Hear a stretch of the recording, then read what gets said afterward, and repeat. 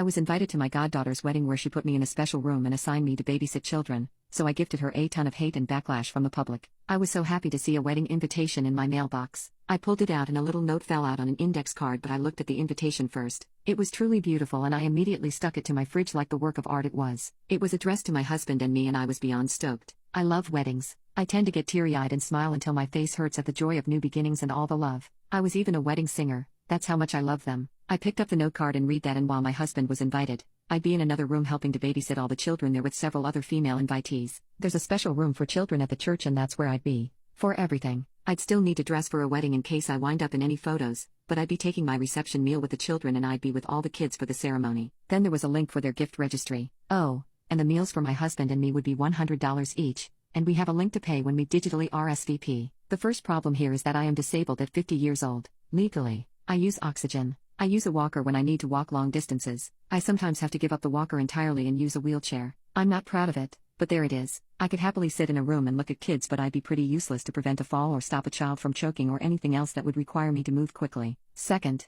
my husband isn't the one who has been friends with these people since childhood. I am. Why would he be invited to watch the ceremony and be part of the reception but not me? My husband said he'd happily watch the kids and let me attend the wedding and reception, but the invitation specified that only other female invitees would be watching the kids, so I doubt they'd let him. Is this a normal thing at weddings now? Do you pick guests to babysit other guests' children? Should I call them up and explain my health situation even though they already know it and visit me during my multiple hospitalizations a year? I hate having to pull the health card, but honestly, what were they thinking? I confess that I feel offended and hurt that I'm nothing more than a babysitter to them who are expected to pay for my supper and babysit for free. Would I be wrong to simply tell them we won't be able to attend and to find another sitter? And if we don't go, do we still send a gift? Update: I spoke to my friend, the mother of the bride, and I'm pretty upset. I've been bawling for most of the day. She called and said that they were getting a lot of backlash from the wedding guests. No one wants to pay $100 for dinner and only 3 of the women asked were okay with babysitting. I told her I understood that the guests were upset because it's just tacky to 1, be asked to pay, and 2, be told you are invited but only to babysit. I told her I would not be a babysitter, at all.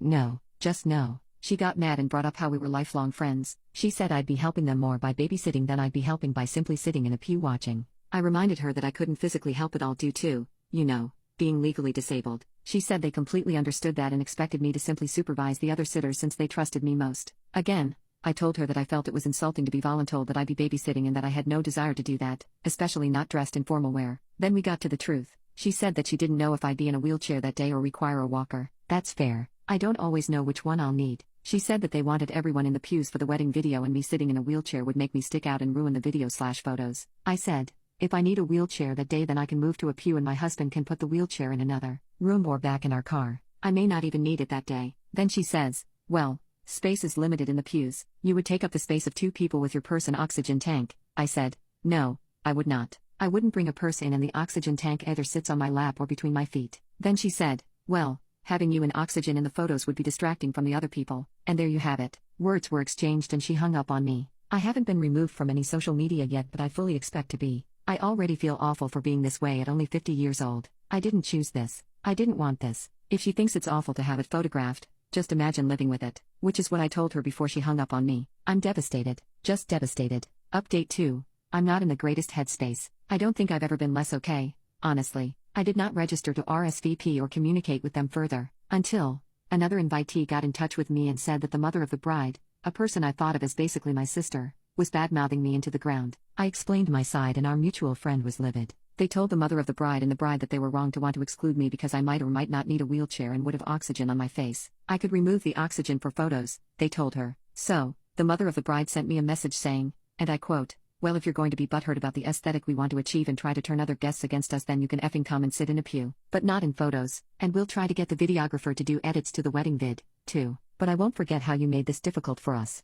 I replied, how did I make it difficult other than existing? She replied, you clearly told about what I told you regarding your wheelchair and oxygen, and she's telling everyone else. We're getting a ton of hate, I said. She asked me if I was attending and I told her no and explained why. I didn't lie to her. I told her exactly what you said. You didn't tell me not to tell anyone your reasons. If they're valid reasons to you then you shouldn't care who knows. So, I'm now blocked. By the bride, the mom, the dad, and the groom. A friendship I've had my entire life is over. A goddaughter that I helped nurture and care for is just gone now. We paid for the bride's car insurance, gas, and cell phone all through high school and college because we wanted her focused on just her studies and not a part-time job. Her parents got her a car but insisted she work, but her grades fell when she did and we helped her.